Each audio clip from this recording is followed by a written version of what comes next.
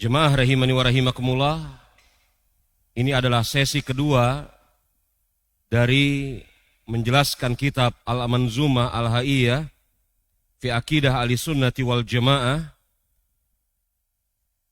karya Al-Imam Ibni Abi Daud rahimahullahu ta'ala. Dan sekarang kita mulai sama-sama membaca bait-bait Manzumah yang disusun oleh Al-Imam Ibni Abi Daud. Bait yang pertama dan bait yang kedua yang diberikan judul oleh Syekh Shalih Fauzan hafizahullahu ta'ala, At-Tamassuk bi Kitabi wa Sunnah. At-Tamassuk bil Kitabi wa Sunnah. Berpegang teguh dengan Al-Quran dan As-Sunnah.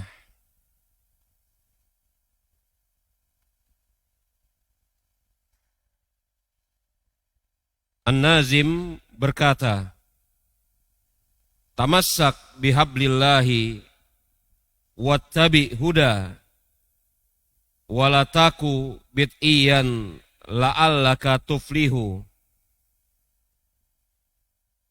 An-Nazim yakni Al-Imam Ibni Abi Daud rahimahullahu ta'ala, beliau berkata, At-Tamassuk bihablillahi wattabi'il huda. Berpegang teguh dengan tali agama Allah Subhanahu wa ta'ala dan mengikuti petunjuk. Berpegang teguh dengan tali agama Allah Subhanahu wa ta'ala dan mengikuti petunjuk. Walataku bid'iyan la'allaka tuflihu. Dan janganlah kamu menjadi pelaku bid'ah, niscaya kamu akan beruntung.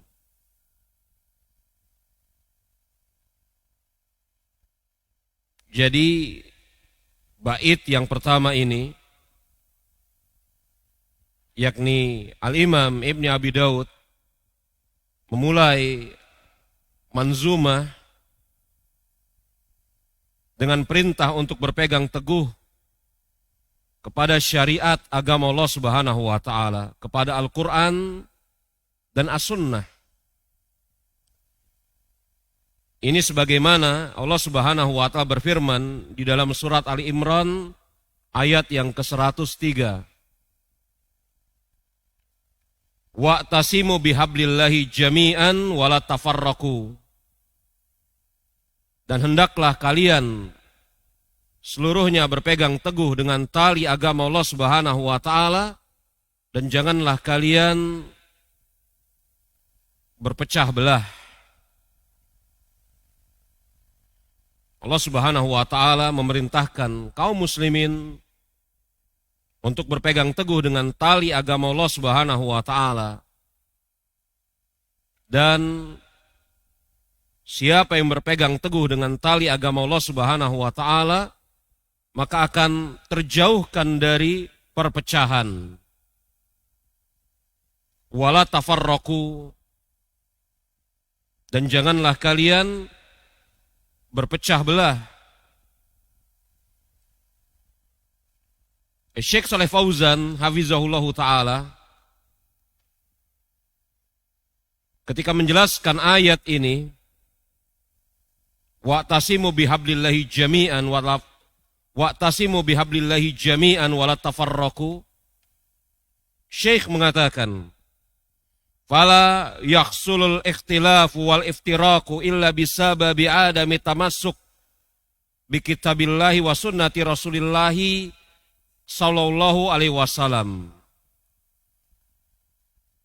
Syekh Shalih Fauzan beliau mengatakan, dan tidaklah terjadi persisihan dan perpecahan melainkan dengan sebab kaum muslimin tidak berpegang teguh kepada Alkitab dan As-Sunnah.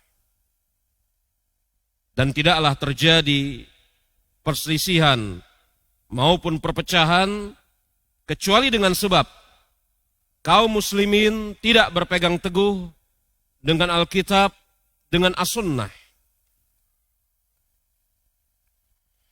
Karena siapa yang berpegang teguh dengan Al-Quran dan As-Sunnah, maka akan dijauhkan oleh Allah Subhanahu wa Ta'ala dari perpecahan. Makanya Nabi kita Nabi Muhammad alaihi salatu wassalam, beliau berwasiat, man ya'is minkum fasayara ikhtilafan katsira. Siapa di antara kalian yang hidup sepeninggalanku, maka akan melihat perselisihan yang amat banyak. Secara kauni, kaum muslimin akan berselisih. Dan Rasulullah menyebutkan jalan keluarnya, fa'alaikum bisunnati. Maka hendaklah kalian berpegang teguh dengan sunnahku. Dan sunnah khulafa ar-rasyidin. Dan sunnah para khalifah yang terbimbing.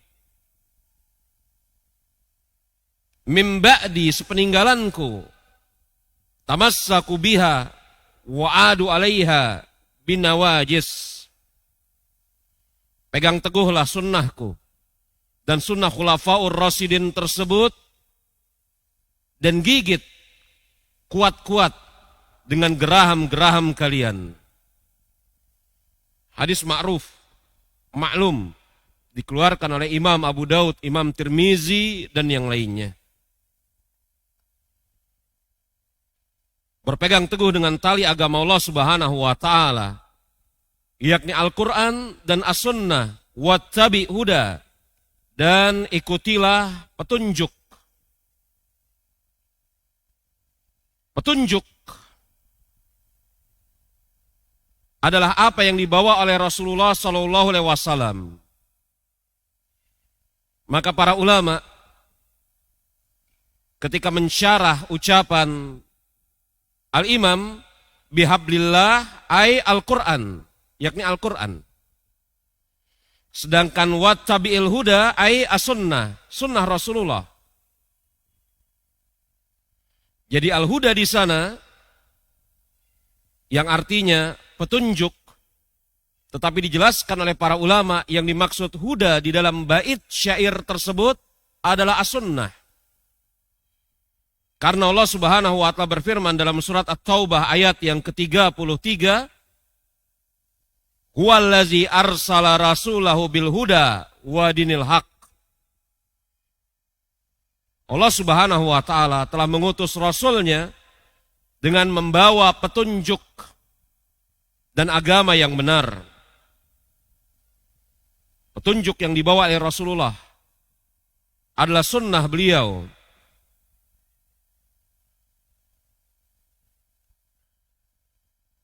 Tamasuk bihablillahi wattabi'il huda walataku bid'iyan la'allaka tuflihu.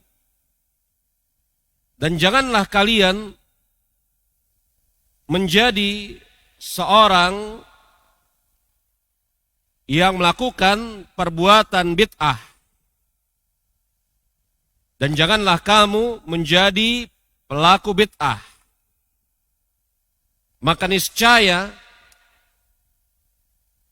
apabila pada diri seseorang bid'iyan, sifat yang pertama berpegang teguh dengan Al-Quran dan As-Sunnah, dan sifat yang kedua berusaha untuk menjauhkan diri dari perbuatan bid'ah, maka dia niscaya akan menjadi seseorang yang beruntung. Karena agama Islam ini agama yang sempurna. Allah Subhanahu wa Ta'ala berfirman, al-yawma akmaltu lakum dinakum. Pada hari ini telah aku sempurnakan untuk kalian Semisal Syekh Saleh Fauzan, ma uhditsa fid din mimma laisa lahu aslun fi kitabillahi au sunnati Rasulillahi sallallahu alaihi wasallam. Yang dimaksud bid'ah, kata Syekh Saleh Fauzan hafizahullahu taala, adalah sesuatu yang diada-adakan di dalam agama. Ma uhditsa fid din, sesuatu yang diada-adakan di dalam agama. Maka keluar dari definisi bid'ah sesuatu yang diada-adakan dalam perkara dunia. Kalau kita belajar usul fikih, khususnya di dalam cara mendefinisikan sesuatu, maka para ulama ahli usul fikih menyebutkan bahwasanya definisi yang paling bagus apabila kemudian memenuhi dua syarat. Syarat yang pertama jami dan syarat yang kedua mani. Yang dimaksud jami adalah mengumpulkan segala sesuatu yang sesuai dengan apa yang hendak didefinisikan, sedangkan mani adalah menyingkirkan segala sesuatu yang tidak sesuai dengan apa yang didefinisikan. Karena bid'ah adalah di dalam perkara agama, jami, maka keluar darinya sesuatu yang diada-adakan dalam perkara dunia. Maka definisi ma'uhditsu fid din, maka dia jami lagi mani. Ini sekedar melintas bahwasanya definisi yang bagus adalah definisi yang memenuhi dua syarat, jami lagi mani. Apa kata Syekh Saleh Fauzan? Ma uhditsa fid din mimma laisa lahu aslun fi kitabillahi au sunnati Rasulillahi sallallahu alaihi wasallam. Bid'ah adalah sesuatu yang diada-adakan di dalam agama. Berarti apabila sesuatu itu telah ada, akan tetapi pada suatu saat mungkin tidak ada yang mengerjakannya, dan kemudian di lain waktu ada yang kembali mengerjakannya, maka yang mengerjakan tersebut tidak dikatakan sedang melakukan perbuatan bid'ah.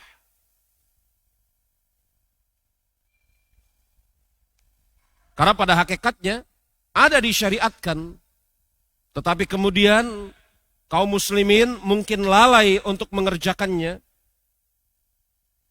Maka perkataan ma'uhditsa fid din ini jami lagi mani, yang di dalamnya apabila kita pahami, kita akan bisa memahami dengan baik makna sabda Rasulullah, man sana fil islami sunnatan hasanatan. Siapa yang di dalam Islam melakukan sunnah yang baik, bukan menciptakan sunnah yang baik.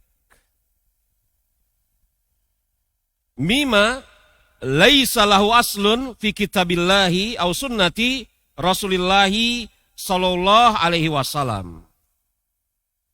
Yang bid'ah tersebut tidak memiliki asal di dalam Alkitab, yakni Al-Quran, maupun sunnah Rasulullah sallallahu alaihi wasallam. Baik. Ya. Ini definisi bid'ah yang diberikan oleh Syekh Saleh Fauzan. Dan kita juga maklum bahwasanya di sana ada definisi bid'ah yang muktamad, lagi muktabar, yang didefinisikan oleh Imam Asy-Syatibi dalam Al-I'tisam. Maka apabila seseorang muslim dia berpegang teguh kepada Alkitab dan As-Sunnah dan menjauhkan diri dari perbuatan bid'ah, maka niscaya dia akan beruntung. Kenapa kemudian An-Nazim, ketika saya sebutkan An-Nazim, maka yang dimaksud oleh saya adalah penyusun nazam, Al-Imam Ibni Abi Daud memulai dengan perintah untuk berpegang teguh kepada Al-Quran dan As-Sunnah serta menjauhkan diri dari perbuatan bid'ah, maka jelas terang benderang ditinjau dari segi umum, ditinjau dari segi khusus, bahwasanya kaum muslimin wajib atas mereka dalam segala hal berpegang teguh terhadap Al-Quran dan As-Sunnah serta menjauhi diri dari perbuatan bid'ah. Adapun ditinjau dari perkara yang lebih khusus, maka di dalam pembahasan akidah tidak ada sumber yang ketiga, hanya ada dua sumber, yakni Al-Quran dan As-Sunnah. Makanya kita sama-sama mengetahui, jemaah rahimani wa rahimakumullah, akidah tidak menerima apa yang namanya kias. Iya kan? Makanya Syekhul Islam Ibn Taimiyah rahimahullahu ta'ala, di dalam kitab beliau Al-Aqidah Al-Wasithiyah, beliau mengatakan, laisal i'tiqad li wala liman huwa akbaru minni. Al-i'tiqad minallahi wali Rasulillahi sallallahu alaihi wasallam. Kata Ibnu Taimiyah Syekhul Islam dalam kitab beliau Al-Aqidah Al-Wasithiyah, laisal i'tiqad li, ini bukan keyakinan semata-mata keyakinan yang saya yakini. Bahkan keyakinan ini bukan keyakinan yang semata-mata diyakini oleh orang-orang yang lebih besar, lebih mulia dibanding diriku. Akan tetapi keyakinan ini adalah keyakinan yang bersumber dari Al-Quran, dari Allah, dan dari Rasulnya. Yang dimaksud Ibnu Taimiyah Syekhul Islam, bahwasanya akidah yang beliau sebutkan di dalam kitab Aqidah Wasithiyah, itu bukan berasal dari beliau. Bukan berasal dari orang-orang yang lebih besar, lebih mulia dibanding beliau, tetapi bersumber dari Al-Quran, bersumber dari As-Sunnah. Makanya Imam Al-Auza'i rahimahullahu ta'ala mengatakan, nadduru ma'al kitab wa sunnah. Kita ini berputar bersama Al-Quran dan As-Sunnah. Dan Imam Al-Auza'i mengatakan, wala yuhadditsuna syai'an min kibali anfusihim. Dan seharusnya kaum muslimin tidak boleh mengada-adakan sesuatu yang baru yang berasal dari diri mereka.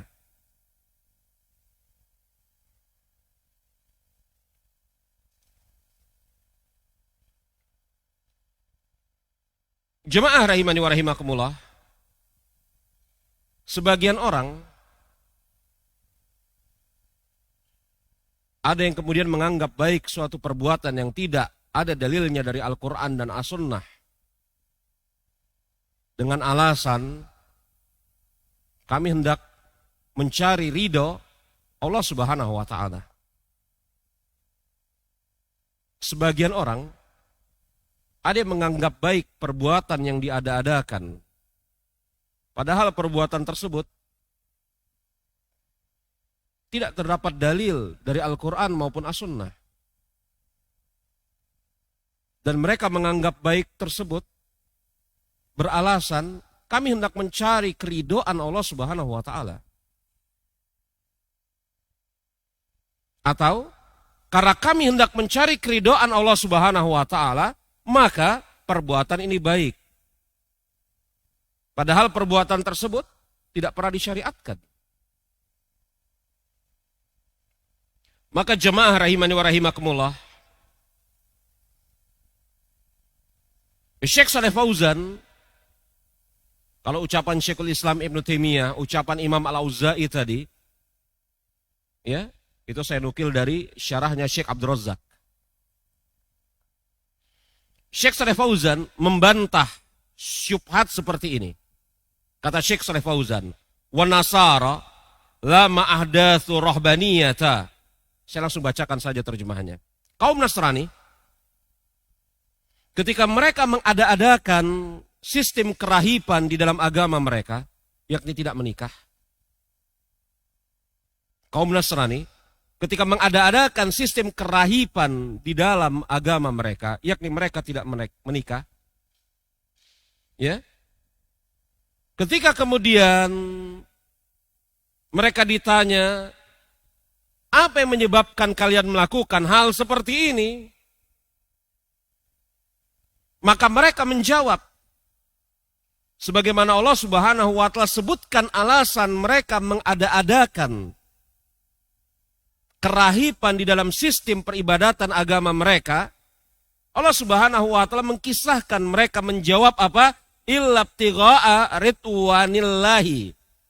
Kami tidak melakukan ini kecuali karena kami hendak mencari keridhaan Allah Subhanahu wa Ta'ala. Al-Hadid ayat yang ke-27. Jadi mereka mengada-adakan kerahiban di dalam agama mereka. Ya. Ketika ditanya, kenapa kalian mengada-adakan kerahiban di dalam agama kalian ini? Mereka mengatakan, tidaklah kami melakukan hal seperti ini kecuali dengan tujuan untuk mencari keridhaan Allah Subhanahu wa Ta'ala. Itu menurut mereka.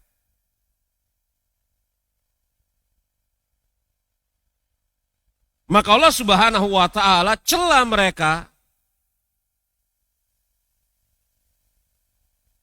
Maka kata Syekh Shalih Fauzan hafizahullah ta'ala, ini bagus sekali. Ini kaidah yang bagus sekali dari Syekh Shalih Fauzan. Ya. Ketika menjelaskan ayat tadi, Syekh Shalih Fauzan mengatakan, ahdatsuha yabtaghuna biha ridwanallah. Mereka mengada-adakan kerahiban di dalam agama mereka. Mereka hendak mencari keridhaan Allah Subhanahu wa Ta'ala. Akan tetapi Allah Subhanahu wa Ta'ala cela mereka.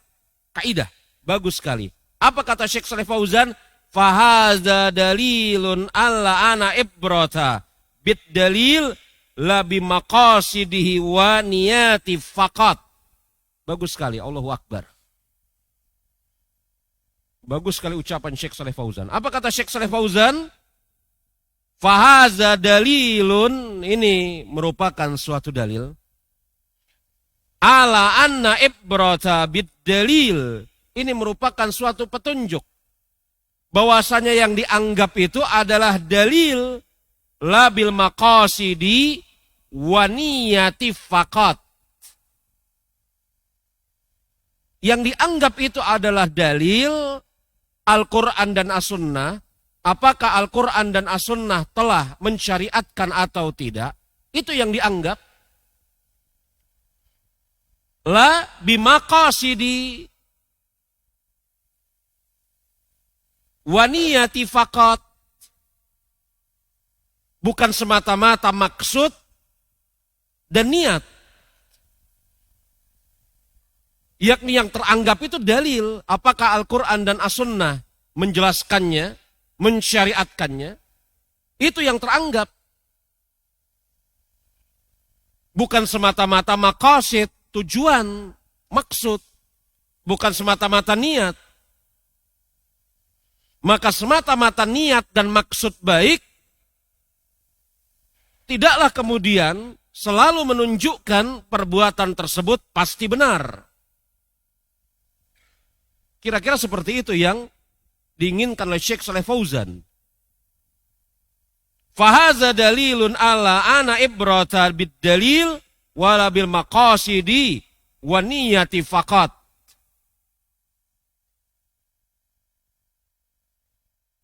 Maka yang teranggap itu dalil. Maka betul apa kata Imam Al-Auza'i, naduru ma'al kitab wa sunnah. Kita ini berputar, mengelilingi dan dikelilingi oleh Alkitab dan As-Sunnah. Haitsud dar, di mana saja kita melangkah, berjalan.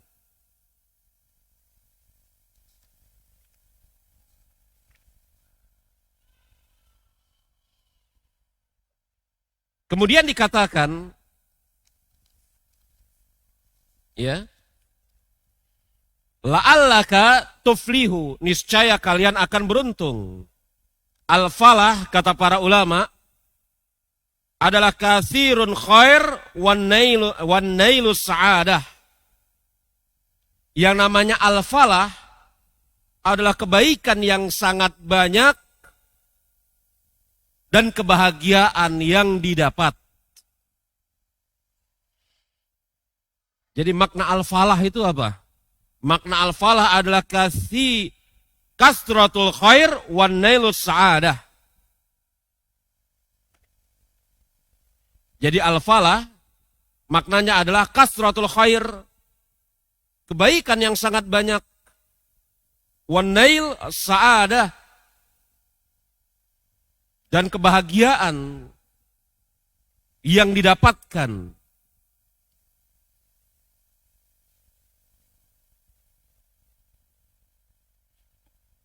Maka apabila seseorang dia berpegang teguh dengan Alkitab dan As-Sunnah serta menjauhi perbuatan bid'ah, maka niscaya dia akan menjadi orang yang sangat beruntung.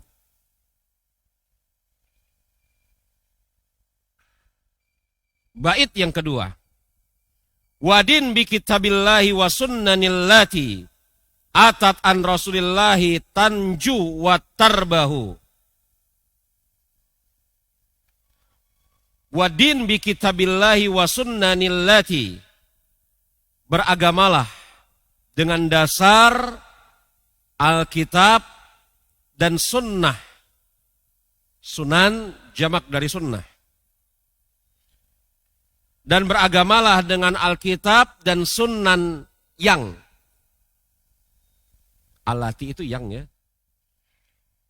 Beragamalah dengan Alkitab dan sunnah yang atat an rasulillahi tanju wa tarbah, yang datang dari Rasulullah, kamu akan selamat dan beruntung. Yakni Nazim sekali lagi menekankan bahwasanya seorang muslim wajib beragama dengan dasar Alkitab dan As-Sunnah. Wajib beragama berdasarkan Alkitab dan As-Sunnah. Khususnya dalam perkara akidah. Adapun apa yang kita dengar dari sebagian ulama ahli usul, bahwasanya apa? Dalil dari agama adalah Al-Quran, As-Sunnah, Ijma' dan Qiyas, maka itu betul. Tetapi di dalam bab akidah, dalil di dalam beragama adalah Alkitab dan As-Sunnah. Alkitab dan As-Sunnah. Adapun Al-Quran, As-Sunnah, Ijma', Qiyas adalah dalil yang memang disepakati oleh ulama ahli usul. Ya. Maka jemaah rahimani wa rahimakumullah, An-Nazim ketika mengatakan wadin bi kitabillahi wa sunnanillati, beragamalah dengan dasar Alkitab dan As-Sunnah, ini sekaligus untuk sebagai penekanan dan bantahan kepada sebagian orang yang mencukupkan diri berpegang dengan Al-Quran saja. Ada sebagian orang yang mereka menisbatkan diri kepada agama Islam, dan sebenarnya kaum tersebut yang kita kenal di hari belakangan ini dengan nama Inkarus Sunnah, maka pada hakikatnya mereka bukan hanya Inkarus Sunnah, tetapi inkar juga terhadap Al-Quran. Karena konsekuensi mengingkari sunnah Rasulullah itu kekufuran. Ya? Ulama khilaf memang, apakah Al-Quraniyin atau di dalam istilah yang kita kenal lebih akrab inkarus sunnah. Inkarus sunnah itu kafir atau tidak? Memang ulama khilaf. Tetapi pendapat yang saya pegang dan saya yakini sampai hari ini, inkarus sunnah itu kufur. Walaupun mereka membangun agama mereka dengan ratusan ayat Al-Quran. Karena pengingkaran terhadap as-sunnah melazimkan berkonsekuensi mengingkari Al-Quran juga. Iya. Banyak syubhat mereka dalam masalah ini. Dan ini bukan majelis untuk membantah syubhat mereka. Ada sebagian orang yang bersandar kepada apa? Kepada Al-Quran semata-mata, tidak hendak mempergunakan hadis dengan berbagai macam alasan. Maka ucapan An-Nazim wadin bi kitabillahi wa sunnani lati, dan beragamalah dengan kitab Allah dan sunnah Rasulullah, itu merupakan bantahan terhadap kaum inkarus sunnah.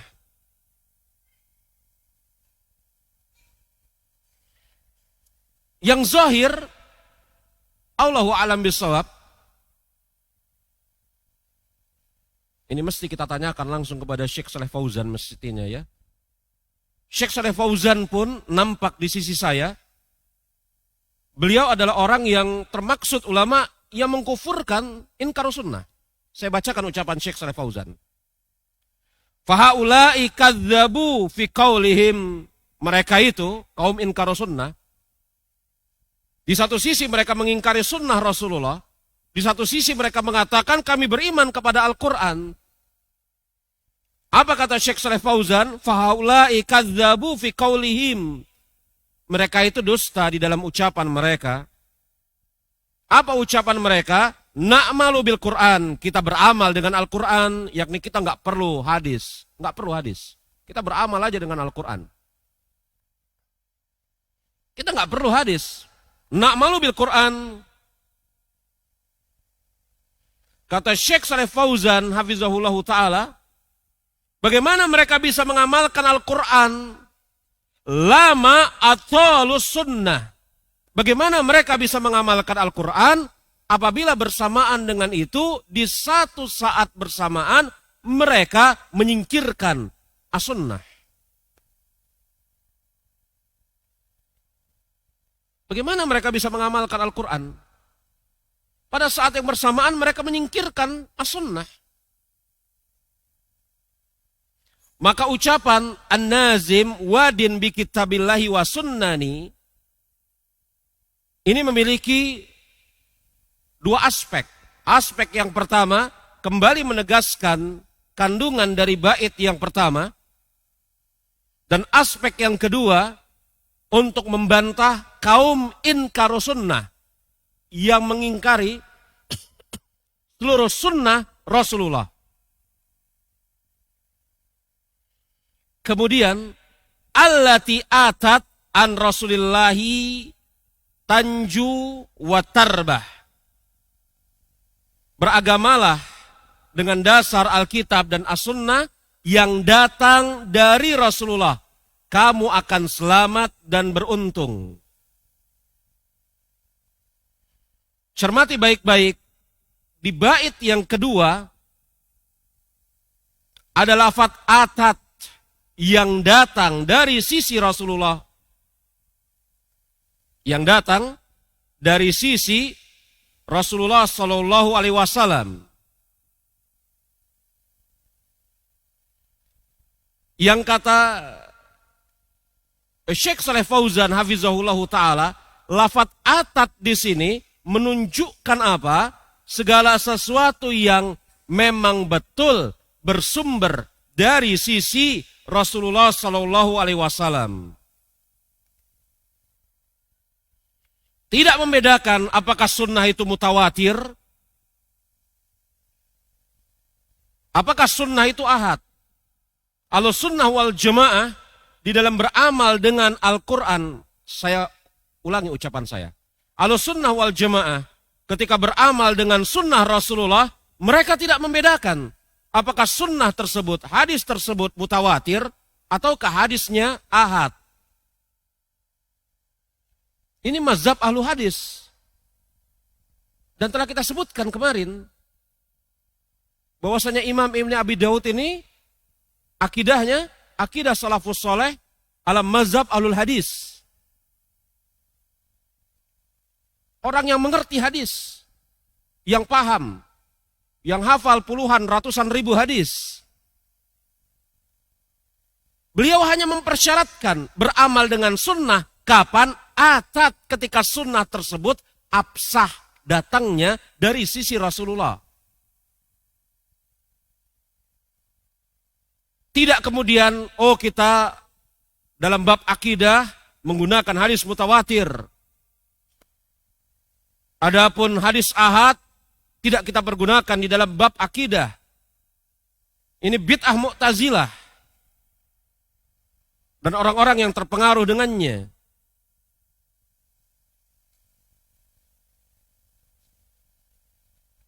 Makanya cukup dikatakan atat yang datang dari siapa? Datang dari sisi Rasulullah Shallallahu Alaihi Wasallam. Jadi sunnah tersebut yang betul-betul absah datang dari sisi Rasulullah. Jadi lafaz sunnah, hadis, adalah lafaz yang umum. Isma ya ikhwan, lihat aneh. Lafaz sunnah, hadis, itu adalah lafaz yang umum. Betul?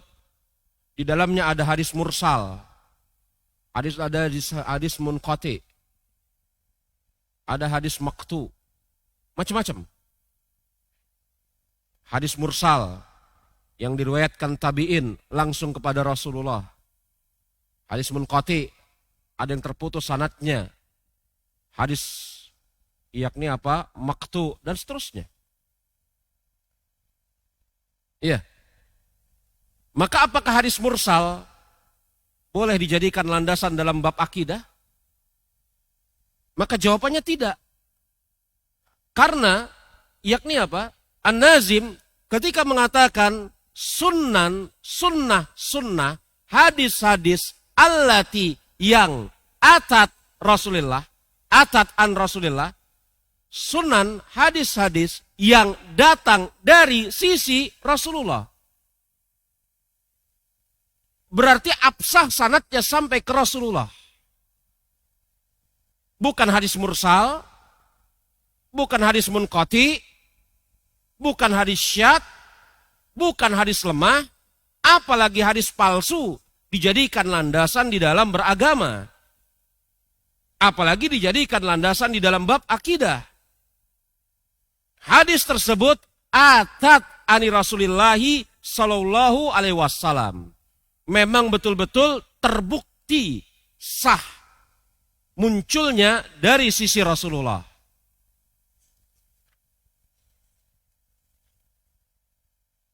Jadi kalau di bait pertama beliau memberikan penjelasan wajibnya berpegang teguh dengan Al-Quran dan As-Sunnah serta menjauhkan diri dari perbuatan bid'ah. Maka pada bait yang kedua, beliau jelaskan ketika kita berpegang teguh dengan Al-Quran, selesai. Karena Al-Quran tidak ada yang do'if. Tetapi ketika kita diperintahkan untuk berpegang teguh dengan As-Sunnah, As-Sunnah seperti apa yang kita pegang? As-Sunnah yang betul-betul datang dari sisi Rasulullah. Tidak memperdulikan apakah mutawatir atau ahad.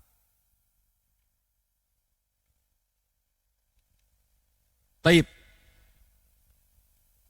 Bait yang berikutnya. Bait yang diberikan judul oleh Syekh Shalih Fauzan, Aqidatus Salafi fi Kalamillahi Azza wa Jalla. Akidah salafus soleh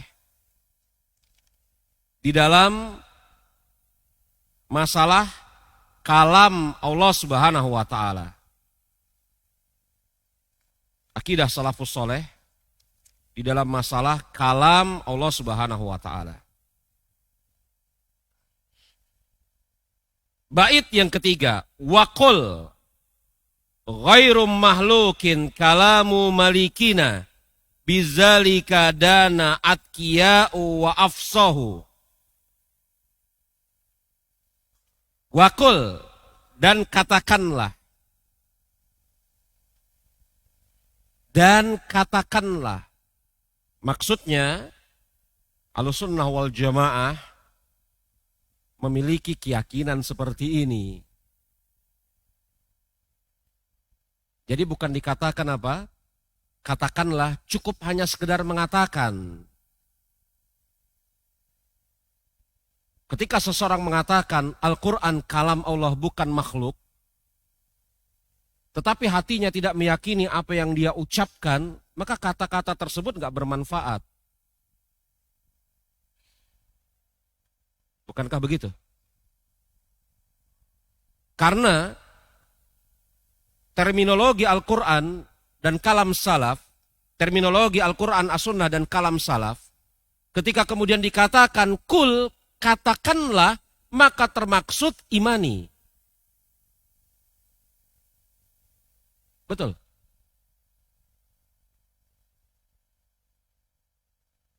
Terminologi Al-Quran, As-Sunnah, dan kalam salaf, kalau dikatakan kul, ucapkanlah, bukan semata-mata mengucapkan tanpa ada keimanan di dalam hati. Tetapi diucapkan sekaligus diimani di dalam hati. Ada yang punya dalil atas apa yang saya ucapkan ini? Kulu ammana, katakanlah kami beriman. Maka perkataan katakanlah kami beriman, apakah cukup dengan semata-mata mengatakan saya beriman, maka telah sempurna keimanannya? Perkataan katakanlah kami telah beriman, maka itu menunjukkan apa? Dia beriman secara lisan, sekaligus juga beriman di dalam hatinya.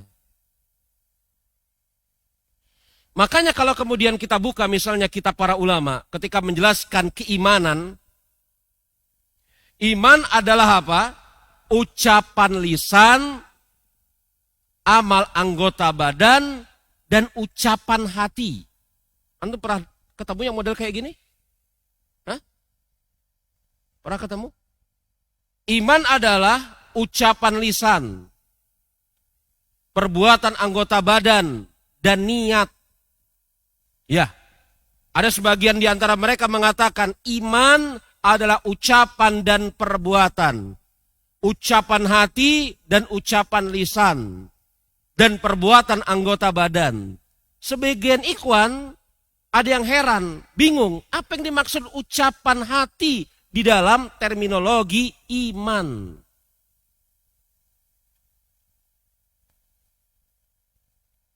Ini kan ucapan Imam Sufyan Ats-Tsauri. Yang namanya iman adalah ucapan hati, iman adalah ucapan dan perbuatan. Ucapan hati dan ucapan lisan. Sebagian ikhwan ada yang bingung, apa yang dimaksud dengan ucapan hati? Maka yang dimaksud ucapan hati itu adalah keyakinan itu sendiri. Yakni diucapkan dengan lisan, diyakini di dalam hati. Karena sekedar semata-mata katakanlah, tetapi tidak mengimani, nggak bermanfaat ucapannya. Cermati ini. Ya. Maka kita yakni apa? Ketika membaca kalam salafus soleh, itu yakni apa? Ada istilah-istilah tertentu memang yang harus dipahami dari ucapan kalam mereka. Lanjut. Wakul ghairu mahlukin kalamu malikina, dan katakanlah, yakni katakanlah dan imani. Katakanlah dengan lisan dan katakanlah dengan hati. Atau katakanlah dan imani. Katakanlah ghairu mahlukin kalamu malikina. Bukan makhluk, kalam dari Rabb kita. Kalam dari Malikina itu raja kita, maaf. Saya koreksi. Malikina itu raja kita. Bukan makhluk, kalam dari raja kita.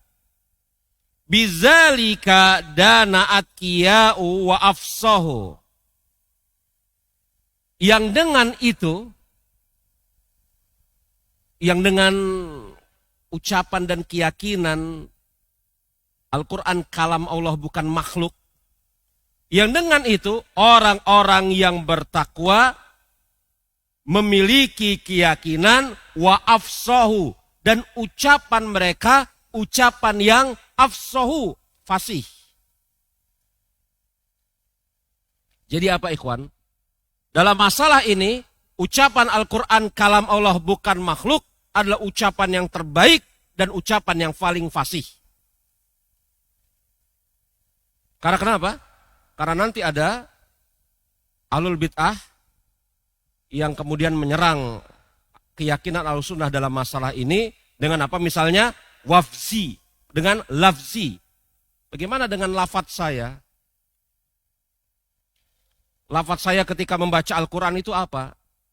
Nanti insya Allah akan kita sebutkan. Maka kalau kemudian dikatakan Al-Quran itu apa sih? Al-Quran itu kalam Allah bukan makhluk. Titik sudah. Itu ucapan yang paling fasih. Keyakinan yang paling benar. Berhenti sampai di situ. Jangan terjebak dengan apa? Menambah-nambah ucapan-ucapan yang lain. Al-Quran adalah kalam Allah bukan makhluk. Selesai. Maka di atas keyakinan seperti ini, orang-orang yang bertakwa memiliki keyakinan dan mereka pun berucap afsahu dengan ucapan yang paling bagus. Ini akidah Ahlussunnah wal Jamaah. Bahwasanya Al-Quran itu kalam Allah Subhanahu wa Ta'ala, bukan makhluk. Yang betul-betul Allah Subhanahu wa Ta'ala berkalam. Betul-betul Allah Subhanahu wa Ta'ala berkalam. Tidak ada keraguan di dalam diri mereka. Yang kata Syekh Shalih Fauzan hafizahullahu taala, annahum la yasuquna bi annal Qur'ana kalamullah haqiqatan. Ahlussunnah wal Jamaah seharusnya Ahlussunnah wal Jamaah di dalam diri mereka tidak memiliki keraguan sedikit pun juga bahwasanya Al-Quran adalah kalamnya Allah secara hakikat. Apa kata Syekh Shalih Fauzan? La yashukunna bi anal Qur'ana kalamullah hakikatan. Mereka enggak ragu sedikit pun juga bahwasanya Al-Quran adalah kalam Allah secara hakikat. Bukan majazi, bukan kalam fin nafsi, bukan. Kalam Allah secara hakikat. Betul-betul Allah Subhanahu wa Ta'ala berkalam. Dan kata Syekh Shalih Fauzan, wa hadza min aqidati ahlisunnati wal jamaah minas sahabah wa tabi'in wa man tabi'ahum. Ini akidah Ahlussunnah wal Jamaah dari kalangan sahabat, tabi'in dan tabi'ut tabi'in dan orang-orang yang mengikuti mereka. Apa yang dimaksud kalam Allah secara hakikat? Kata Syekh Shalih Fauzan, beliau mengatakan, takallamallahu bih wa auhahu ila Jibril alaihi salam fasama'ahu Jibril minallah wa nuzuli bihi ila Muhammad. Yang dimaksud Allah Subhanahu wa Ta'ala berkalam secara hakikat adalah Allah Subhanahu wa Ta'ala mewahyukan atau berucap kepada Jibril dan Jibril mendengar dari Allah. Jadi Allah Subhanahu wa Ta'ala berkalam kepada Jibril dan Jibril, apa kata Syekh Shalih Fauzan? Fasama'ahu, dan dia mendengar, yakni Jibril, dari Allah Subhanahu wa Ta'ala. Ini bukan Jibril membaca Al-Quran yang termaktub di Lauhil Mahfuz. Ada sebagian orang yang mengatakan Allah tidak memiliki sifat kalam. Lalu Al-Quran itu apa? Hasil pembacaan Jibril kepada Al-Quran yang maktub di Lauhil Mahfuz. Berarti Allah tidak memiliki sifat kalam secara hakikat. Mungkin antum berpikir, Ustadz, ngapain Ahlussunnah? Termaksud mungkin ngapain antum sibuk-sibuk ngebahas Al-Quran kalam Allah bukan makhluk? Ini zaman abad modern. Ngapain masih sibuk bahas akidah 1200 tahun yang lalu? Kurang lebih sekitar setengah tahun yang lalu saya dengar suatu taklim yang betul-betul sangat berharga dari Ustazuna Firanda Andirja Hafizahullah Ta'ala. Beliau menjelaskan tentang syubhat kaum liberal. Saya lupa judul taklimnya apa. Saya lupa, tapi mungkin antum bisa browsing kepada di internet atau tanya kepada Ustadz Firanda langsung. Tetapi beliau sedang membahas syubhat kaum liberal. Ya. Kemudian dengan sangat bagusnya, Masya Allah, beliau memadukan kenapa kaum liberal sampai berpendapat seperti itu. Di antara latar belakangnya, kaum liberal ini, yang notabene mereka sebagian besarnya adalah kaum muslimin, betul, tidak memiliki akidah seperti akidah Ahlussunnah wal Jamaah di dalam bab Al-Quran kalam Allah bukan makhluk. Gimana cara Ustadz Firanda menghubungkannya? Ini luar biasa, betul-betul, luar biasa.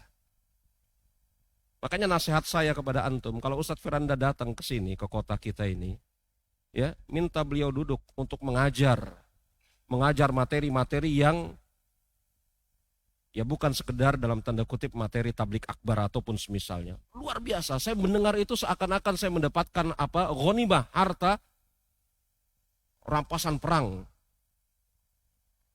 Apa hubungannya syubhat liberal dengan Al-Quran kalam Allah bukan makhluk?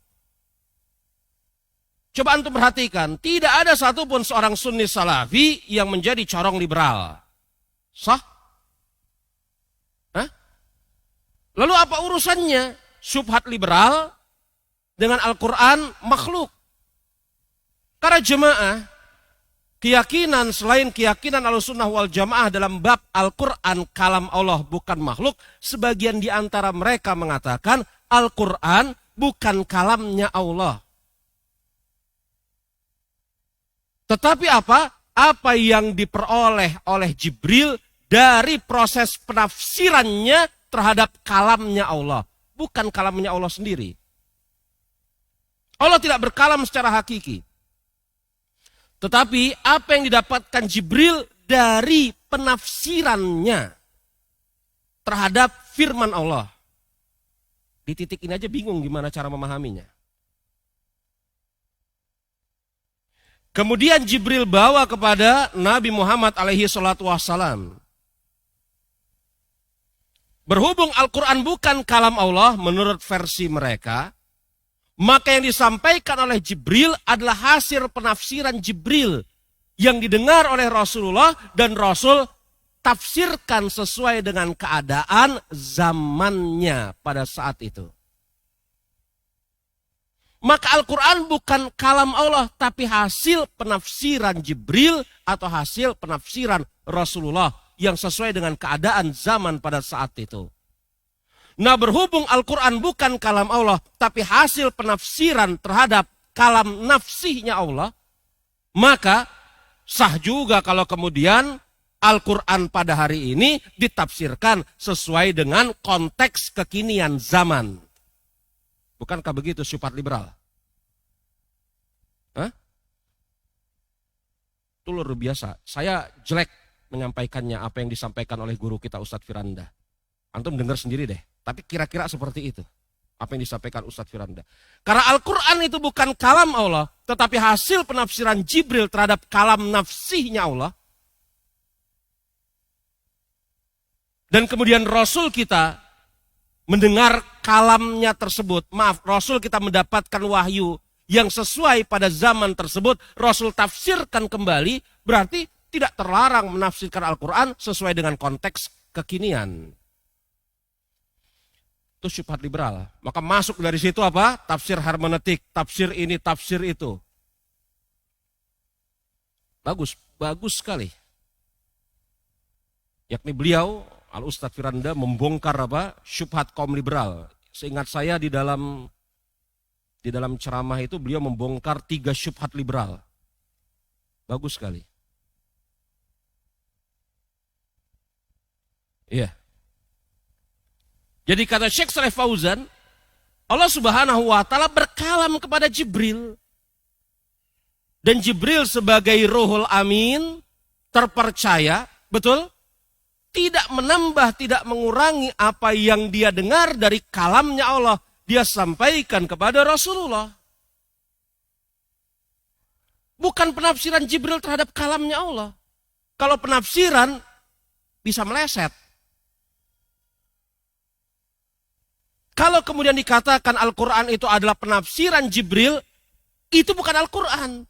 Itu adalah penafsiran Jibril terhadap kalamnya Allah. Bukan Al-Quran itu sendiri. Dan bisa meleset. Padahal Jibril tersifati dengan Ruhul Amin. Mensifati bahwasanya Al-Quran yang ada di hadapan kita ini, bukan kalamnya Allah, adalah hasil penafsiran Jibril, itu sama saja mensifati Jibril bukan Ruhul Amin. Gawat gak? Hah? Jadi ini permasalahannya bukan permasalahan dalam tanda kutip ece-ece. Apa ngeributin Al-Quran kalam Allah? Ini masalahnya urusannya mengagungkan malaikat Jibril yang Ruhul Amin. Yang terpercaya menyampaikan apa yang dia dengar. Ya? Yang kata Syekh Shalih Fauzan, yang Jibril turun kepada Rasulullah dan menyampaikan kepada Rasulullah persis seperti yang didengar oleh dia dari sisi Allah Subhanahu wa taala.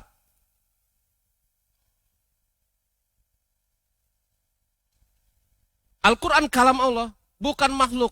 Allah Subhanahu wa taala berkalam secara hakikat. Karena jemaah rahimani wa rahimakumullah, Nabi Ibrahim alaihissalam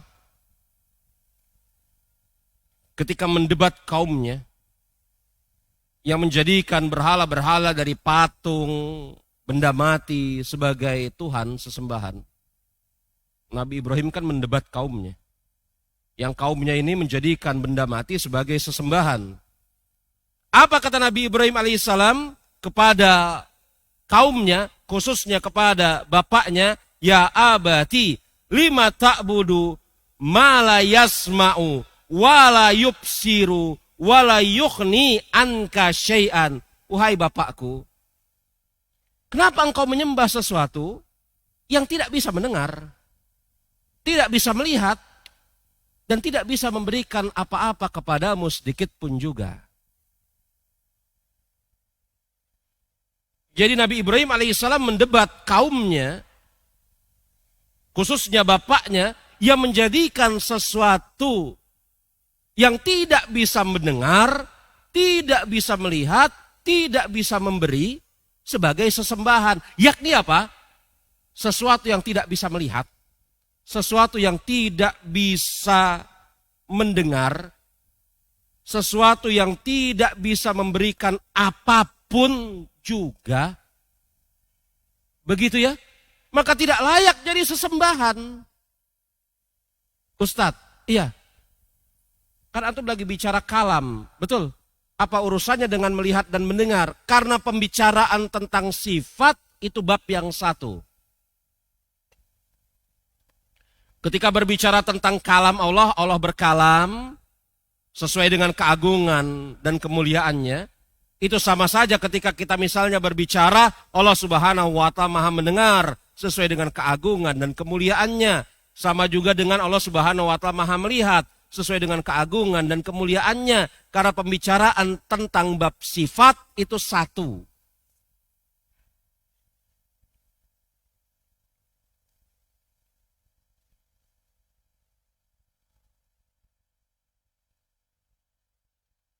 Makanya kata Syekh Shalih Fauzan hafizahullah ta'ala, ya, ketika membawakan banyak ayat terkait sesembahan orang-orang musyrik yang nggak bisa mendengar, nggak bisa melihat, nggak bisa mengabulkan doa, nggak bisa memberikan apa-apa, yakni tidak punya sifat melihat, tidak punya sifat mendengar, tidak punya sifat mampu memberikan sesuatu, dan yang lainnya.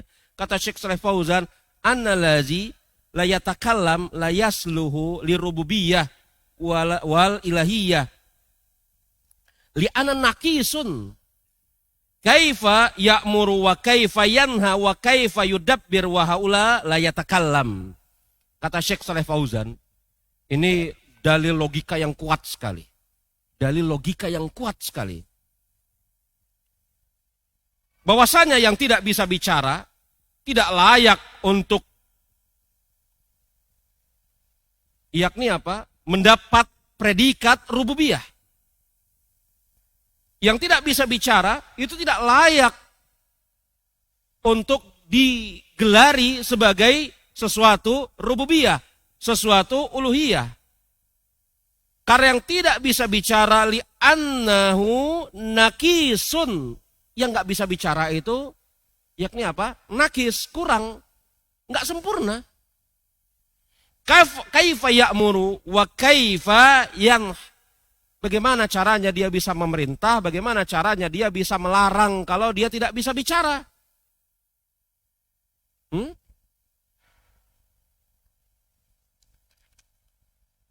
Maka keyakinan Ahlussunnah wal Jamaah Al-Quran adalah kalam Allah, bukan makhluk. Dan ini adalah ucapan yang paling fasih di sisi mereka. Tapi ahlul bid'ah enggak kehabisan apa? Enggak kehabisan cara. Sebenarnya begini, cukup bagi Ahlussunnah mengatakan dan meyakini Al-Quran kalam Allah bukan makhluk. Selesai. Tetapi kemudian ahlul bid'ah berusaha masuk lewat berbagai macam pintu untuk menggoyahkan keyakinan Ahlussunnah. Selalu itu. Ya? Selalu. Dalam bab akidah pun kita jumpai. Kewajiban taat kepada ulil amri. Yakin itu usul sunnah dibahas. Kita tahu itu kalamnya Imam Ahmad. Kemudian ada sebagian orang ulil amri yang kayak gimana dulu. Nah, kan? Selalu kan? Iya, kita tahu itu ucapan Imam Ahmad. Kita tahu itu akidah salafus soleh. Kewajiban taat kepada ulil amri. Tapi ulil amri yang kayak gimana dulu? Tuh. Lalu gimana ceritanya nih? Ahlussunnah apabila kemudian termakan sama syubhat-syubhat seperti ini. Persis di dalam bab Al-Quran kalam Allah bukan makhluk. Maka di sana ada apa? Ada syubhat-syubhat ahlul bid'ah yang coba dimasuki. Yang Syekh Shalih Fauzan ya memberikan judul Qaul Waqifa fil Quran. Bab orang yang tawakuf, yang diam di dalam masalah ini. Bab orang yang tawakuf, yang diam di dalam masalah ini. Maknanya apa? Lihat bait yang keempat. Walataku fil Qur'ani biwaqfi qaila kama qala atba'ul li Jahmi wa asjahu. Jangan tawakuf atau menahan diri di dalam pembicaraan Al-Quran. Qaila, seperti yang diucapkan kama qala atba'u li Jahmi wa asjahu. Jangan menahan diri atau tawakuf di dalam berbicara tentang Al-Quran. Seperti yang dikatakan pengikut Jaham. Dan mereka di dalam masalah ini bermudah-mudahan.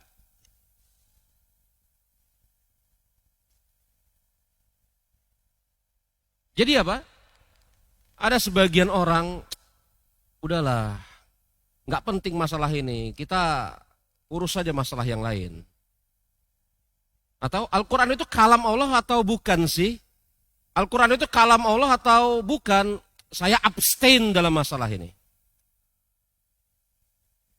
Ada hal-hal lain yang perlu diurus dan dipikirkan. Saya abstain dalam masalah ini. Jadi abstain di dalam perkara akidah yang terang benderang, ini bukan bentuk kebijaksanaan. Ini bentuk ketercelaan.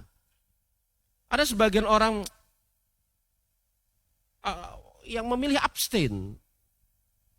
Ya saya netral lah dalam masalah ini. Tidak ke kanan, tidak ke kiri. Padahal perkara akidahnya terang benderang. Yang pertama kali abstain di dalam perkara akidah, itu Jahm bin Safwan. Jahmiyah ini mewariskan banyak sekali keburukan kepada firqah setelahnya. Di antaranya apa? Yang diwariskan dengan sangat baik dalam tanda kutip oleh Jahmiyah kepada Mu'tazilah adalah sikap abstain. Makanya ketika kemudian Mu'tazilah ditanya pelaku dosa besar, di mana urusannya? Kami abstain, manzilah baina manzilatain. Manzilah baina manzilatain itu abstain itu. Enggak di surga, enggak di neraka, entah di mana. Hah? Iya enggak? Di antara dua tempat di manzilah itu orang-orang yang ada yang melakukan dosa besar dari kalangan umat Muhammad, manzilah baina manzilatain. Mereka berada di antara dua tempat. Di mana? Ya pokoknya di situ. Tidak di surga, tidak di neraka. Main aman Mu'tazilah dari dua kutub Khawarij dan Murji'ah. Pelaku dosa besar kafir kata Murji'ah. Maaf, pelaku dosa besar apa? Kafir kata Khawarij. Pelaku dosa besar apa? Beriman sempurna kata Murji'ah. Mu'tazilah, bagaimana ini? Kami abstain. Manzilah baina manzilatain. Lihat nih, keburukan Jahmiyah yang sedemikian banyak diwariskan oleh Jahmiyah kepada firqah-firqah berikutnya. Di antaranya yang mendapatkan warisan buruk dari Jahmiyah, Mu'tazilah dalam sikap abstainnya. Jadi perkara akidah yang terang benderang, tidak ada pilihan atas kita untuk beriman atau tidak. Wajib atas kita beriman, tidak ada pilihan ruang abu-abu antara beriman dengan tidaklah. Ini bukan bentuk kebijaksanaan. Al-Quran kalam Allah atau kalamnya makhluk? Oh saya nggak mau jawab itu, saya memilih diam dalam masalah ini. Itulah wakifah, diam. Walataku fil Quran biwaqfi qaila. Tidak boleh kata Ibni Abi Daud. Ya, ada seseorang yang diam di dalam masalah ini. Kama qala atba'u li Jahmi wa asjahu. Ini sebagaimana apa? Perbuatan orang-orang yang mengikuti Jahm bin Safwan. Dan mereka dalam masalah ini bermudah-mudahan.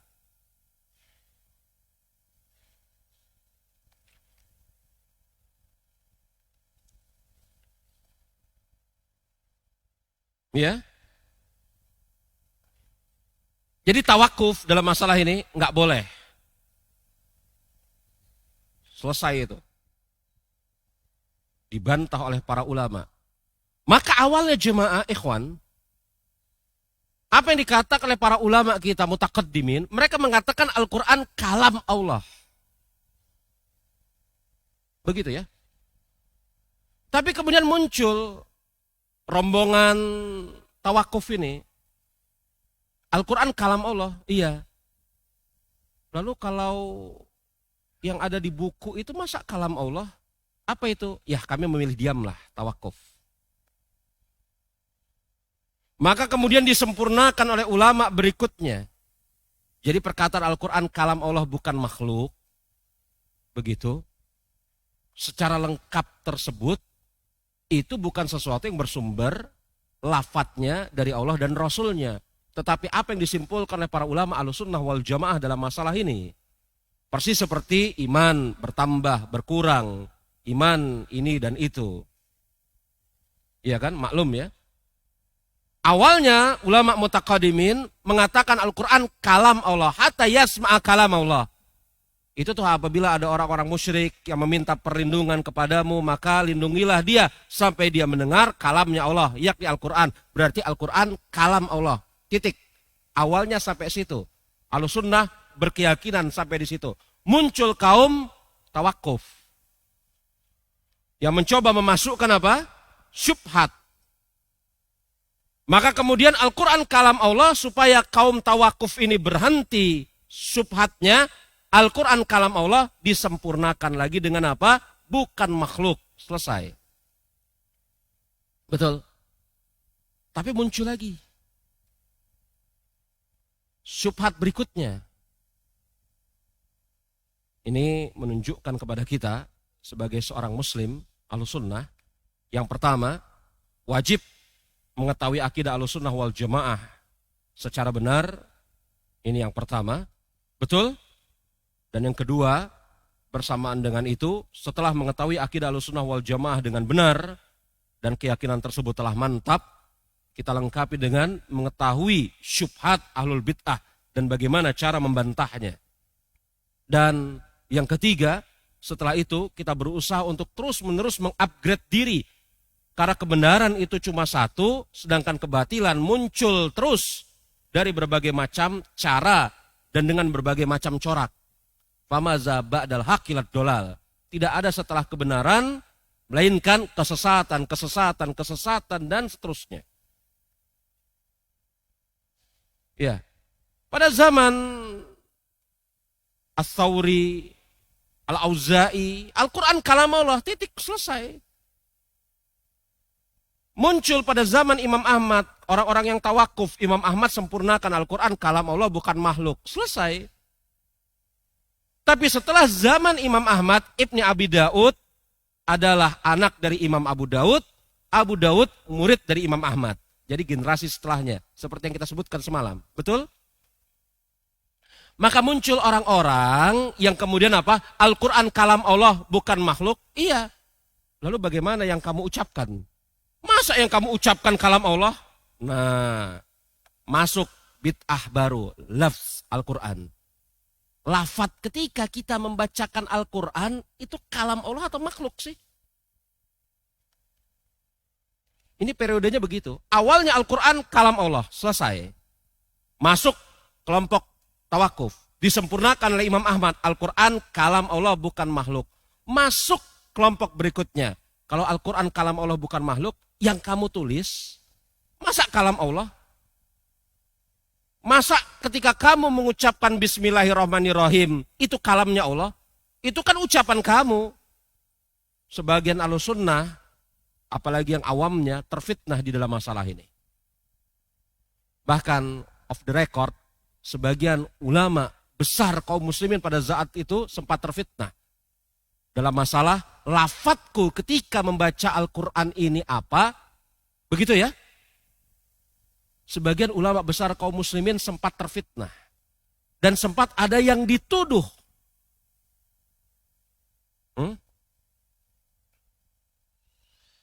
Di antara yang dituduh itu Imam Bukhari. Imam Bukhari dituduh oleh sebagian teman-temannya dan sebagian guru-gurunya memiliki pendapat, pemahaman, lafadz ketika membaca Al-Quran itu makhluk. Dan Imam Bukhari berlepas diri di dalam masalah ini. Ya. Bayangkan Imam Bukhari dituduh. Makanya ada i'tiqad al-Imam al-Bukhari. Akidah Imam Bukhari. Ini bagus banget. Akidah Imam Bukhari.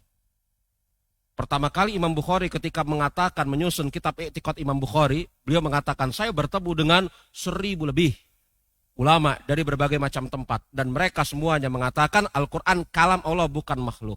Langsung itu yang disebutkan Imam Bukhari. Sebagai apa? Bentuk pembelaan dirinya bahwasanya dia memiliki guru-guru 1000 lebih dan dia juga memiliki keyakinan seperti itu. Al-Quran kalam Allah bukan makhluk. Di antara yang dituduh dalam masalah ini Imam Tobari. Bayangkan, Imam Tobari penyusun kitab tafsir At-Tabari. Makanya Imam Tobari tulis buku kutip tipis Shorihus Sunnah. Shorihus Sunnah. Kutip tipis. Akidah Imam Tobari. Maka apa katanya? Walatakul Qur'anu khalqan qira'atan. Fa inna kalamillahi bil lafzi yudohu. Bait yang kelima. Janganlah mengatakan bacaanku dengan Al-Quran adalah makhluk. Sesungguhnya firman Allah ketika dilafatkan harus dijelaskan. Maksudnya apa ini? Janganlah mengatakan, ya, janganlah mengatakan bacaanku dengan Al-Quran adalah makhluk. Yang dimaksud adalah bacaannya itu sendiri. Janganlah mengatakan bacaanku dengan Al-Quran adalah makhluk. Yang dimaksud adalah bacaannya itu sendiri. Supaya tidak kemudian menimbulkan prasangka, maka sesungguhnya firman Allah, kalam Allah, ketika dilafatkan harus dijelaskan. Yakni apa? Kalam Allah, maaf, apa yang aku baca, ini adalah kata para ulama. Setelah masa Imam Ahmad, mereka mengatakan as-sautu sautul qari wa kalamu kalamul bari. Ini luar biasa. Ini apa? Ini yang dikatakan oleh para ulama setelah zamannya Imam Ahmad. As-sautu sautul qari. Yang kalian dengar ketika seorang membaca Al-Quran, sautnya, suaranya, suara dia. Wal kalam, adapun yang dia baca adalah kalam al-bari. Kalamnya Allah Subhanahu wa ta'ala. Adalah kalamnya Allah Subhanahu wa ta'ala. Omongan ini, ya, yakni apa? As-sautu sautul qari wa kalamul kalamul bari. Ini adalah ucapan al-imam, yakni apa? Imam Bukhari termaksud, al-imam At-Tirmizi termaksud. Ya, as-sautul qari. Atau kalau mau kita lebih jelaskan lagi, ketika seseorang membaca Al-Qur'an, apakah bacaannya itu kalam Allah atau makhluk? Begitu ya. Ini kan bid'ah lafziyah ini. Hah?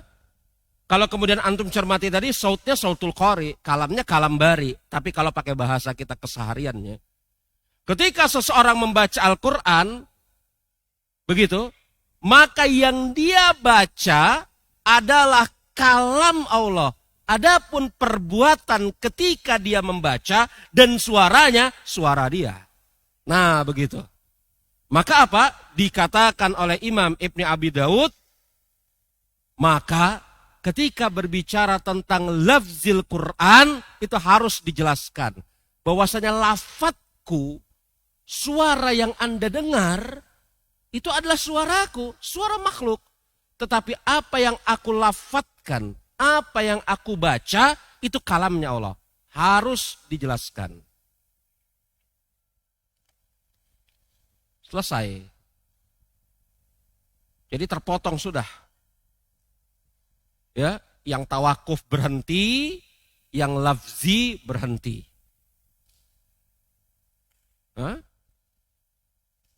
Taib. Maka kalau kita ringkas jemaah, ya, mazhab manusia di dalam masalah Al-Quran ini macam-macam. Ya,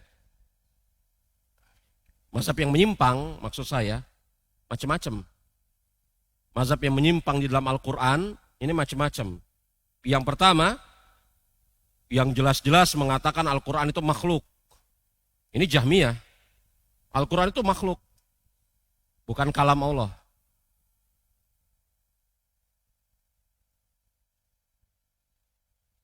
Yang kedua, kata Syekh Saleh Fauzan, yang tawakuf, yang diam. Tidak mengatakan Al-Quran kalam Allah, juga tidak mengatakan Al-Quran makhluk. pengen bertindak bijaksana menurut mereka. Ya. Yang ketiga, ia mengatakan al-lafdzu bil Quran makhluk. Lafadzku ketika membaca Al-Quran itu makhluk. Padahal yang mereka inginkan adalah Al-Quran itu sendiri yang makhluk. Ini mazhab-mazhab yang menyimpang di dalam masalah ini.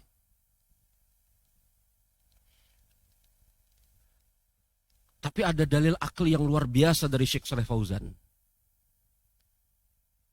Ada dalil akli yang luar biasa dari Syekh Shalih Fauzan hafizahullah ta'ala. Yang beliau berikan dalil ini secara akli. Ahlussunnah itu menghargai dalil akli. Sudah barang tentu akal yang sehat. Hah? Makanya Syekhul Islam Ibnu Taimiyah, ya, ketika beliau adalah orang yang berpegang teguh dengan dalil nakli, beliau pun menghargai dalil akli. Bahkan beliau menyusun suatu kitab 6 jilid tebal dalam rangka apa? Untuk membantah pendapat sebagian orang yang membenturkan dalil nakli dengan akal yang lurus, sehat, fitrah yang bersih.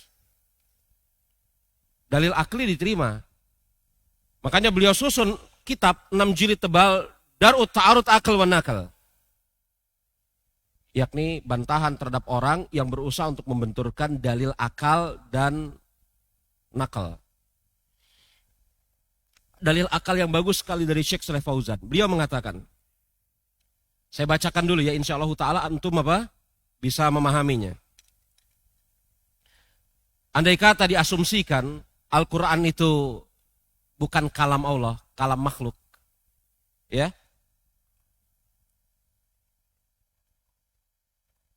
Andai kata ini diasumsikan Al-Quran itu bukan kalam Allah tapi kalam makhluk. Kata Syekh Shalih Fauzan, walihaza takhtaliful qiraatu wal aswat. Manusia itu berbeda dalam qiraahnya, membacanya, dan berbeda di dalam suaranya. Betul? Ba'duha hasanun. Sebagian di antara mereka suaranya bagus. Wa ba'duha ghairu hasanin. Dan sebagian manusia, yakni makhluk, suaranya jelek. Betul? Hah? Betul ya? Sebagian manusia ada yang suaranya bagus, ada yang sebagian manusia suaranya apa? Enggak bagus. Ghair hasanin. Ba'duha jayyid wa ba'duha ghairu jayyid. Sebagian manusia suaranya jayyid, sebagian yang enggak jayyid. Ada yang suaranya bagus, ada yang enggak. Ada yang enak didengar, ada yang enggak enak didengar suara manusia, betul? Ya enggak. Maka ketika dikatakan bahwasanya Al-Quran itu makhluk, itu mustahil. Karena ternyata makhluk ada yang kurang enak suaranya didengar. Betul. Ketika dikatakan Al-Quran itu makhluk, dan makhluk ada yang suaranya tidak enak didengar, maka itu mustahil, maka menunjukkan Al-Quran kalam Allah. Yang menunjukkan apa? Bahwasanya kalam Allah itu bagus, sempurna.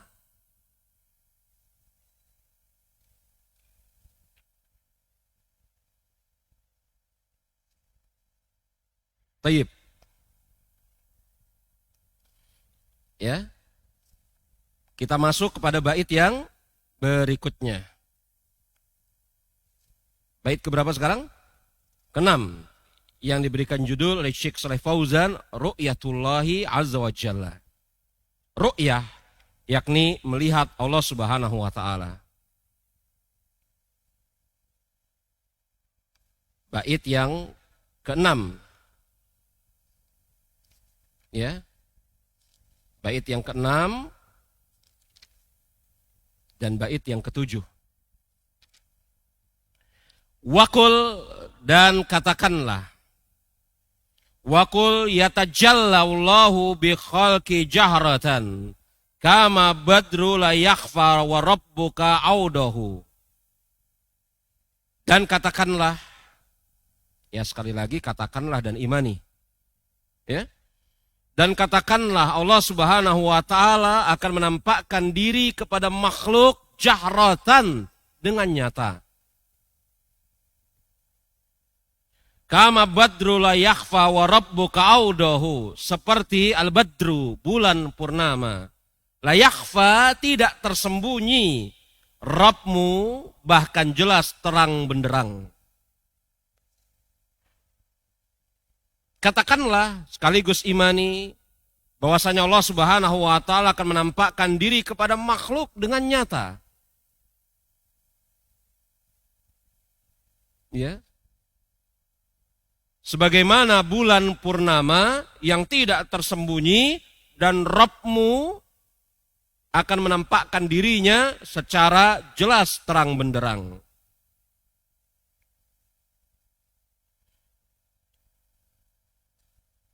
Dan manusia di dalam masalah ini terbagi menjadi 3 kelompok. Yang pertama Jahmiyah dan Mu'tazilah yang mengingkari, yakni apa? Ru'yatullah, yakni Allah Subhanahu wa taala tidak akan mungkin bisa dilihat di dunia juga di akhirat, enggak mungkin. Jahmiyah dan Mu'tazilah mengingkari ini.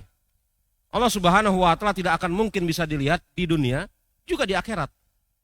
Di dunia tidak bisa, termaksud juga di akhirat enggak bisa. Sebagian mereka, yakni sebagian Mu'tazilah mengatakan yang dilihat itu bukan Allah, tetapi cahayanya Allah Subhanahu wa taala. Sebagian Mu'tazilah ada yang mengatakan begitu. Tidak, bukan Allah yang dilihat, tetapi apa? Cahayanya Allah Subhanahu wa taala.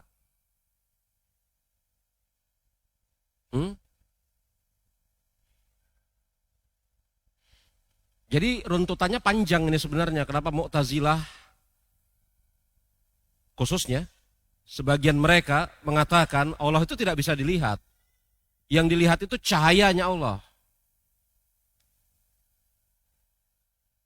Karena Mu'tazilah dan yang semisal dengannya itu menafikan sifat Allah Subhanahu wa taala. Allah tidak memiliki sifat.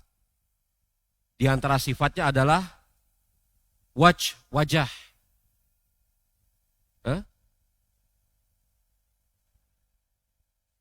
Jadi berhubung Allah Subhanahu wa taala tidak memiliki sifat, maka tidak mungkin dilihat. Yang dilihat itu bukan Allah itu sendiri, tetapi apa? Pancaran cahaya dari Allah. Macam-macam syubhat mereka.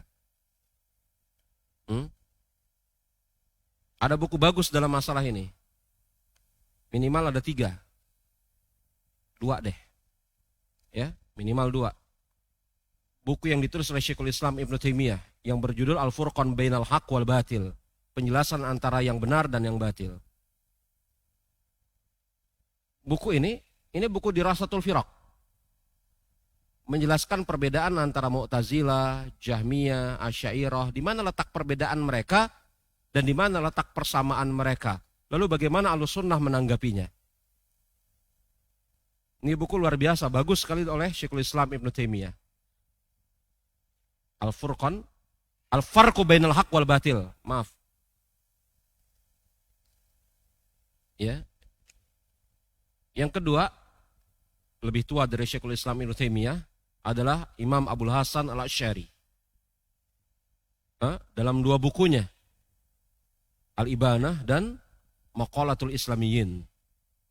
Itu menjelaskan beda Jahmiyah seperti ini, bedanya dengan Mu'tazilah di titik ini, di sini, dan seterusnya. Nah, sebagian Mu'tazilah mengatakan Allah tidak bisa dilihat. Yang dilihat itu bukan Allah Subhanahu wa taala, tetapi pancaran cahaya Allah Subhanahu wa taala. Pancaran cahayanya, nur kata mereka. Allah tidak bisa dilihat di dunia juga di akhirat. Adapun yang nanti dilihat oleh manusia di akhirat kelak itu bukan Allah kata Mu'tazilah, tetapi cahaya Allah Subhanahu wa taala. Nurnya Allah. Makanya kata Imam Ibn Abi Daud, jahratan, jelas terang benderang. Yakni Allah Subhanahu wa taala yang dilihat nyata. Bukan cahaya, bukan pantulan, bukan sinar, tapi Allah Subhanahu wa taala itu sendiri. Ya. Kemudian yang kedua, kelompok yang mengatakan innallaha yura fid dunya wa fil akhirah. Allah Subhanahu wa taala bisa dilihat di dunia dan juga di akhirat. Di dunia bisa Allah dilihat. Ini perkataan sebagian kaum sufi. Allah bisa dilihat. Bisa dilihat di dunia. Apalagi di akhirat. Dan perkataan yang benar adalah perkataan yang ketiga, pendapat yang ketiga. Bahwasanya apa? Bahwasanya Allah Subhanahu wa taala dilihat di akhirat, tidak di dunia.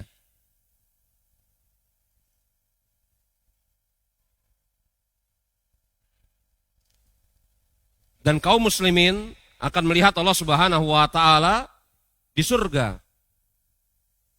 Ya.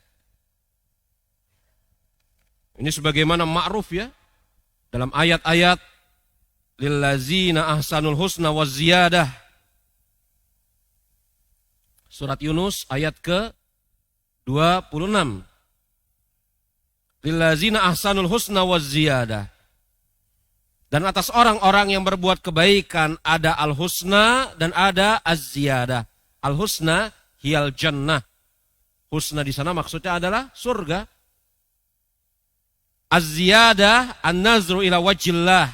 Az-ziyadah maksudnya adalah melihat kepada wajah Allah Subhanahu wa taala. Ini tafsir sahih muncul dari sisi Rasulullah. Dalam hadis riwayat Imam Muslim dari sahabat Suhaib bin Sinan Ar-Rumi.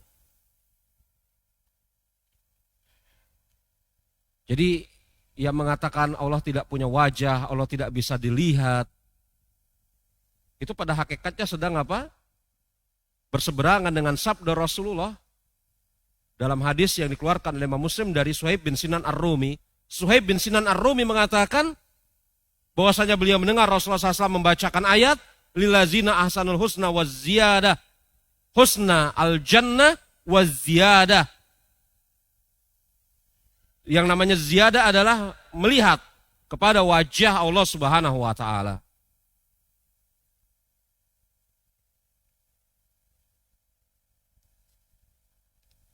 Iya.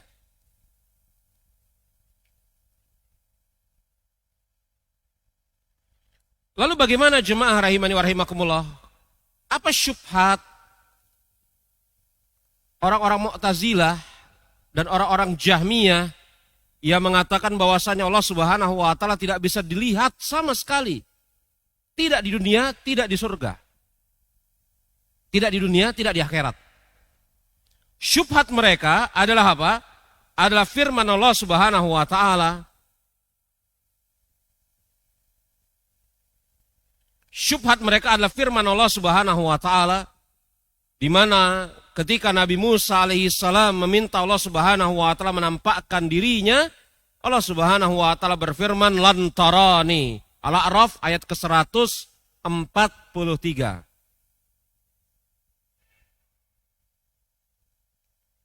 Engkau tidak akan mungkin bisa melihatku. Lan tarani. Engkau, wahai Musa, tidak akan mungkin bisa melihatku. Sebenarnya, bantahan terhadap kaum Mu'tazilah dan kaum Jahmiyah dalam masalah ini, ketika berhujjah, ketika berdalih dengan ayat tersebut, bantahannya itu banyak. Ada sekitar 8 bantahan. Oh iya, Syekhul Islam Ibn Taimiyah, ini faidah yang barusan melintas di benak saya. Ya, makanya pembahasan tadi kan, pembahasan lafzi bil Quran itu makhluk atau bukan, itu berhenti.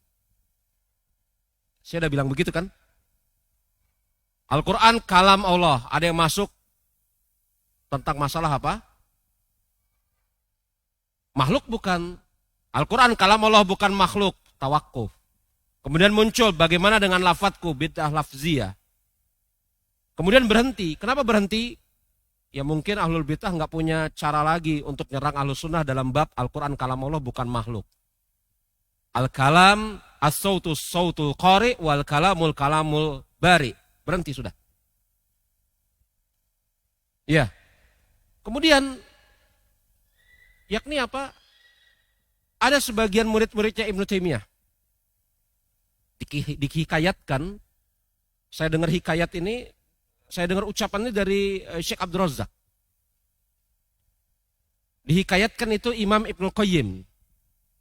Ibnu Taimiyah waktu itu lagi di penjara. Ibnu Qayyim mengatakan, guru, kira-kira begitulah ya. Manusia di luar sana lagi ngeributin tentang kalam nafsi. Al-Quran itu bukan kalam Allah secara saut wal harf. Bukan.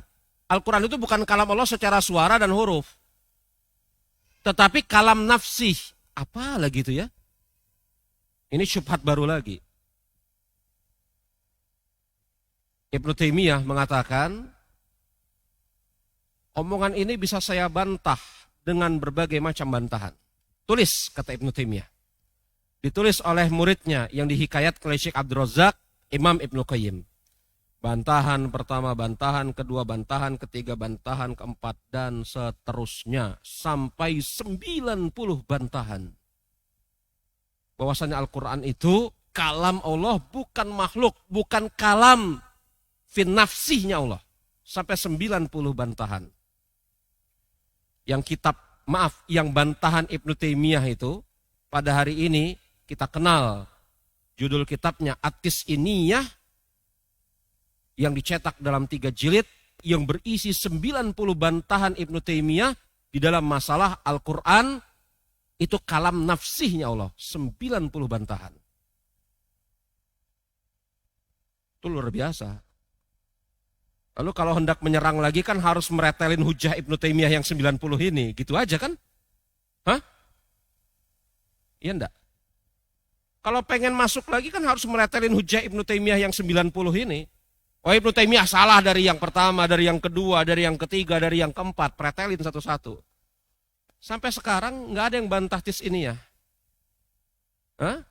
Sampai sekarang nggak ada yang bantah Minhajus Sunnah An-Nabawiyah. Tulisan Ibnu Taimiyah yang merot apa? Syiar Rafidah dan Qadariyah. Ibnu Taimiyah tulis bantahan terhadap Minhajus Sunnah.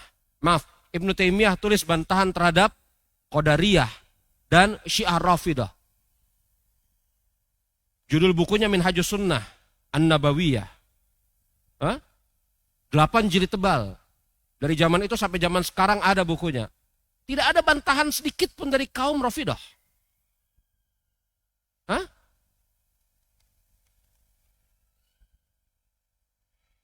Nggak sanggup bantahnya.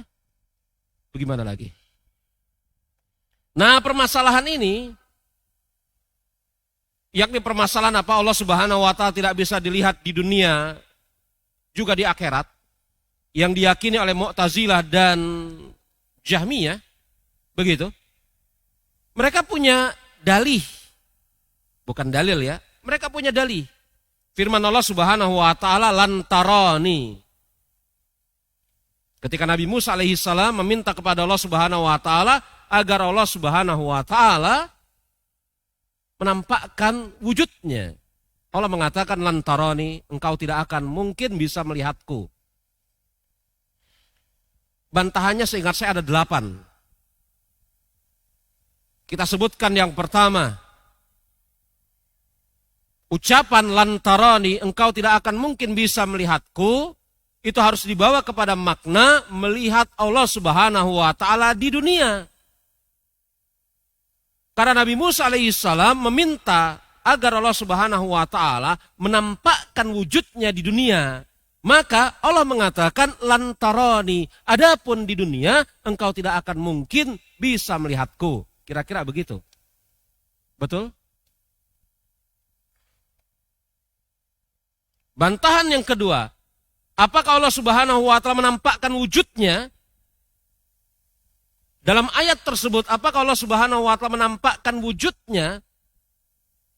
Maka setelah Allah Subhanahu wa taala menjadikan Nabi Musa alaihi salam pingsan, Allah Subhanahu wa taala menampakkan wujudnya. Belum wujudnya nampak, akan tetapi sinarnya telah menghancurkan gunung. Betul? Berarti apakah mungkin Allah Subhanahu wa taala menampakkan wujudnya? Mungkin. Buktinya apa? Gunung hancur. Bantahan ke dua. Nabi Musa tidak akan mungkin bisa melihat Allah Subhanahu wa taala di dunia. Karena kekuatan manusia dibanding kekuatan gunung, lebih kuat gunung. Betul? Gunung saja hancur, apalagi manusia. Bukan tidak mungkin, tetapi berhubung di dunia tidak mungkin bisa dilihat. Yang ketiga, kata Syekh Shalih Fauzan, wa ahlul lughati taquluna inna kalimatan laysat linnafi mu'abbad. Ahli bahasa, kata Syekh Shalih Fauzan, mereka mengatakan kata-kata lan itu tidak menafikan mu'abbad. Yakni nafi mu'abbad menafikan selama-lamanya. Tetapi lafadz lan inamahiyya linnafyi, sesungguhnya kata-kata lan itu menafikan sementara waktu, bukan nafi mu'abbad, tetapi nafi sementara. Jadi ahli bahasa, ya, di antara mereka mengatakan bahwasanya lan itu bukan nafi mu'abbad, tetapi dia adalah nafi, bukan nafi selama-lamanya, tetapi di sana adalah nafi sementara. Tapi ini ikhwan, ini maudhu khilaf ini. Masalah lan itu nafi mu'abbad atau nafi sementara itu maudhu khilaf. Memang ada ahli bahasa yang mengatakan lan itu bukan nafi mu'abbad, tetapi nafi sementara. Tetapi di dalam ayat Al-Quranul Karim ada lan nafi mu'abbad. Ayatnya mana? Walan tarda ankal yahud wan nasara. Betul? Betul? Dan selama-lamanya orang-orang Yahudi dan Nasrani tidak akan ridho terhadap kalian kaum muslimin. Lan di sana nafi apa? Mu'abbad. Jadi apa yang dikatakan Syekh Shalih Fauzan, yang ketiga tadi saya sebut dari bukunya Syekh Shalih Fauzan. Antum bisa lihat ya di halaman ke-81. Kata Syekh Shalih Fauzan, wa ahlul lughati taquluna inna kalimatal lan laysat linnafil mu'abbad. Ahli bahasa di antara mereka mengatakan bahwasanya lan bukan nafi mu'abbad. Ini Syekh Shalih Fauzan sebutkan begitu. Tetapi ini maudhu khilaf. Ya. Karena ada lan di dalam Al-Quran nafi mu'abbad. Walan tardo ankal yahud wa nasara. Orang-orang Yahudi dan orang-orang Nasrani tidak akan ridho. Tidak akan ridho atas kalian kaum muslimin. Ketidakridhoan orang-orang Yahudi dan Nasrani kepada kita kaum muslimin itu sementara waktu atau selamanya? Selamanya. Ya. Maka kalau kita mencukupkan dengan dua bantahan awal itu sebenarnya cukup. Karena ternyata apa? Bantahan yang ketiga, sebagaimana yang dituliskan oleh Syekh Shalih Fauzan, hafizahullahu ta'ala, yakni apa? Itu maudhu khilaf. Dan di dalam bukunya Syekh Shalih Fauzan ini, beliau tidak apa? Tidak menyebutkan adanya khilaf di dalam masalah ini. Allahu a'lam. Kita berprasangka baik kepada beliau. Beliau adalah a'immah Ahlussunnah pada zaman ini. Ya. Tapi lan kalau dikatakan nafi mu'abbad juga enggak. Hah? Konteks ayatnya dulu seperti apa? Iya. Taib. Ya. Kemudian bait yang ke-7. Zuhur jam berapa? Hmm?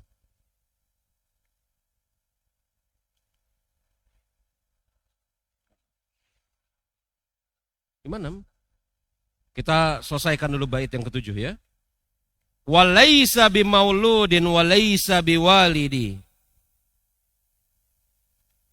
Walaisa lahu shibhu ta'ala musabbahu. Bait yang ketujuh. Walaisa bimauludin walaisa biwalidin. Dan Allah tidak memiliki anak dan tidak diperanakkan. Walaisa lahu shibhun ta'ala musabbahu. Dan tidak ada yang menyerupainya, dia maha tinggi lagi maha suci. Jadi pada bait yang ketujuh ini, An-Nazim ya hendak menjelaskan sifat apa? Sifat ahad bagi Allah Subhanahu wa taala. Bahwasanya dia adalah lam yalid wa lam yulad. Kita sama-sama tahu bahwasanya dalam suatu riwayat hadis yang dikeluarkan oleh Imam Muslim, Al-Ikhlas sepertiga Al-Quran. Iya kan? Dalam hadis yang dikeluarkan oleh Imam Muslim, Al-Ikhlas sepertiga Al-Quran. Ta'dilu thulutsal Quran. Jadi pada suatu hari Rasul mengatakan di hadapan para sahabat, maukah kalian, bukan, Rasul mengatakan di hadapan para sahabat, apakah kalian dalam satu hari sanggup menyelesaikan sepertiga Al-Quran? Maka sebagian sahabat mengatakan kami sanggup ya Rasulullah, sebagian mereka mengatakan kami tidak sanggup ya Rasulullah. Kemampuan orang per orang berbeda-beda di dalam membaca Al-Quranul Karim. Kemudian Rasul mengatakan, Qul huwallahu ahad ta'dilu thulutsal Quran. Yakni Qul huwallahu ahad Al-Ikhlas itu sepertiga Al-Quran. Sepertiga apa ini? Apakah sepertiga di sini maksudnya adalah sepertiga dalam makna sepertiga dari membaca seluruh Al-Quran pahalanya? Atau dalam makna lain, seseorang membaca Al-Ikhlas 3 kali, berarti sama saja dia telah mengkhatamkan Al-Quran? Atau makna sepertiga Al-Quran dari Al-Ikhlas di sini maksudnya adalah ketika dia membaca Al-Ikhlas, gitu ya, sebanyak 1 kali, maka itu mewakili sepertiga dari Al-Quran, atau apa? Maka kalau dikatakan bahwasanya sepertiga dari Al-Ikhlas, maaf, kalau dikatakan Al-Ikhlas sepertiga Al-Quran, maknanya membaca Al-Ikhlas 3 kali sama dengan 1 kali membaca Al-Quran, pemahaman seperti itu salah. Karena ternyata ada ayat yang lebih utama daripada Al-Ikhlas. Ayat kursi. Padahal Al-Ikhlas itu bukan satu surat, ayat kursi bukan satu surat yang berdiri sendiri. Kalau dikatakan membaca Al-Ikhlas sebanyak 3 kali sama saja dengan membaca Al-Quran sebanyak 1 kali, maka itu pun salah. Karena telah sepakat ulama kaum muslimin, seseorang yang tidak membaca Al-Fatihah secara sengaja di dalam sholat, tidak sah sholatnya. Betul?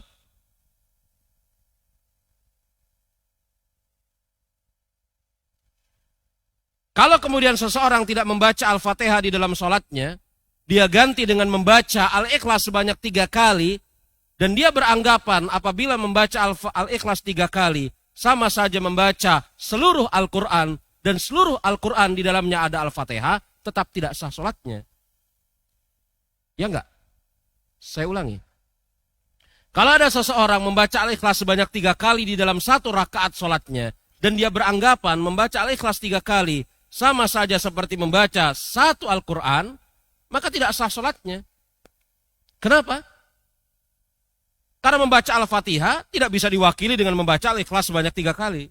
Walaupun Al-Fatihah merupakan bagian dari Al-Quran, menunjukkan membaca Al-Ikhlas 3 kali tidak mewakili membaca Al-Quran sekali. Lalu apa maknanya? Kata para ulama, Al-Quran ala salasatil aqsam. Al-Quran itu apabila disarikan isinya ada 3 kandungan pokok. Yang pertama, tauhid. Wa huwa ikhbaru anillahi wa ibadatihi wa nahyu anisyirki bih. Yang pertama tauhid. Dan pengkhabaran tentang Allah, larangan, pengkhabaran tentang Allah, kewajiban beribadah kepadanya, dan larangan dari syirik. Ini yang pertama. Isi Al-Quran. Yang kedua, awamirun wa nawahin wa hiya halal wa haram wa ahkam wa syari'atu. Perintah dan larangan. Baik halal, haram, hukum syariat. Ini yang kedua. Adapun yang ketiga, akhbarun ani rasul wa umam wa madi wa mustaqbal wa jannati wa nar. Kandungan Al-Quran yang ketiga adalah pengkhabaran tentang para rasul dan umat-umatnya, baik yang terdahulu maupun yang akan datang, surga dan neraka. Jadi kandungan Al-Quran itu 3. Yang pertama, tentang kewajiban mentauhidkan Allah dengan cara beribadah kepadanya dan menjauhi syirik. Yang kedua, perintah dan larangan dalam makna halal, haram, dan hukum-hukum syariat. Adapun yang ketiga, pengkhabaran tentang nabi, rasul, umatnya. Peristiwa yang telah terjadi dan yang akan terjadi, surga maupun neraka. Maka ketika disebutkan Al-Ikhlas adalah sepertiga Al-Quran, karena dia mengkhabarkan tentang tauhid, mentauhidkan Allah Subhanahu wa taala.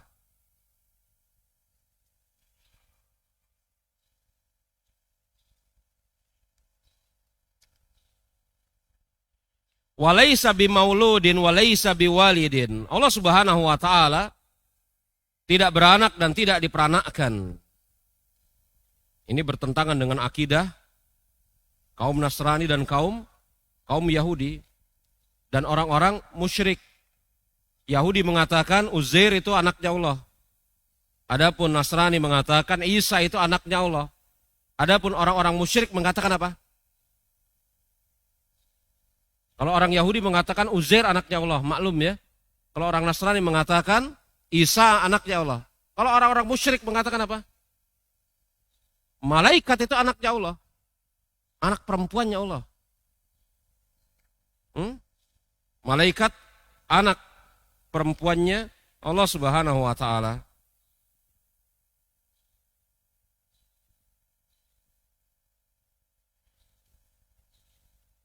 Makanya Allah Subhanahu wa taala bantah ini orang-orang musyrik ini. Dalam surat At-Tur ayat ke-39. Amlahu banatu walakumul banun.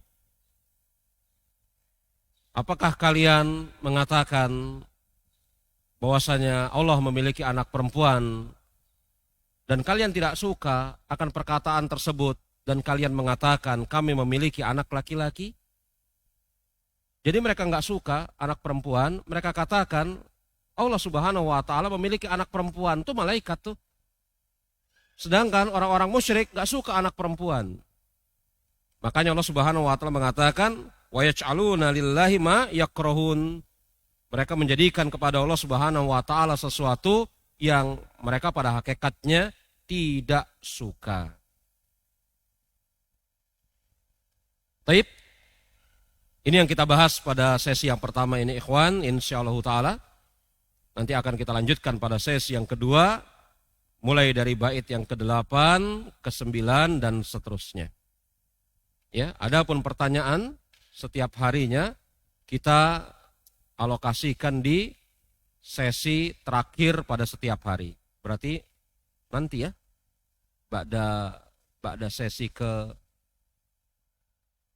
Karena nanti jam berapa nanti?